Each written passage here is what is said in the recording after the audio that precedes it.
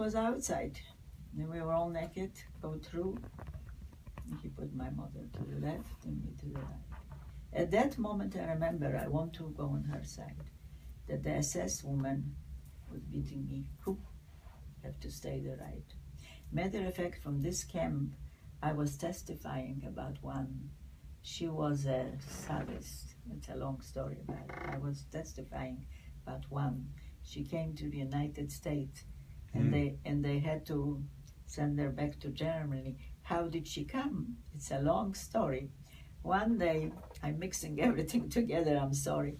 One day, two from the FBI, they knock on my door, and I look out, and you host, you know who they are. I said, oh my God. And right away, he said with a smile, don't, worry. I opened the door, and they come in and sit down. They ask me, we know that you was in Majdanek. I said, yes. He said to me, and I still remember her name, do you remember one of the, what it was very, vicious? And I still remembered her name, Hermina Braunschweig. We had a special name for her, in the Jewish name. She was also sadistic because when we came to Majdanek, they didn't have latrines, no latrines. It was holes, the fetus we were carrying to the fields. If not my mom, I wouldn't have survived. Thanks to her, I had dysentery in such a bad condition. I don't know how I made it, yeah. And no medicine, you can imagine, but that she did everything, changing it. Well, it's too long to tell you. Anyway, but what she did sometimes when the girls, they had enough, people were ready to go out to work, you better be careful. You had to hide.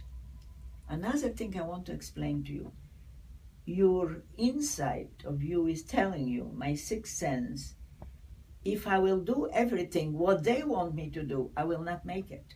Mm-hmm. So that's the reason I had 5 terrible beatings, because I tried not to do what I mean, and they found me, I was hiding. Mm-hmm. Anyway, going back to this situation with my mom. So when this happened, all of those women, like you selected to the left, stayed on that field.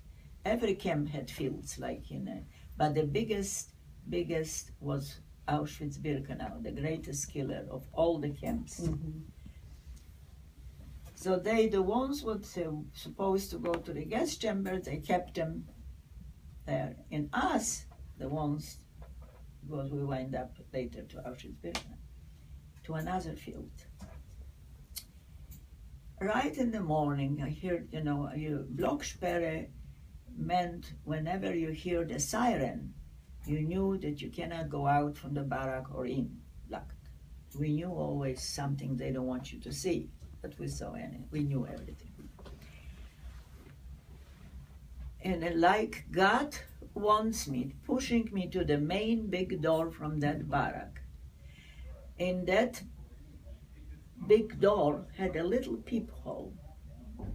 And I managed to look through the peephole, and I saw in that column the last time I saw my mom. We're in 5s, and she was holding with another lady from my hometown. Her husband was a lawyer, I still remember. This is the last vision when I saw my mother walking to the gas chamber. From the little peephole just on the right side. Like God was pushing me, or whatever you want to say, the power. This moment, the power.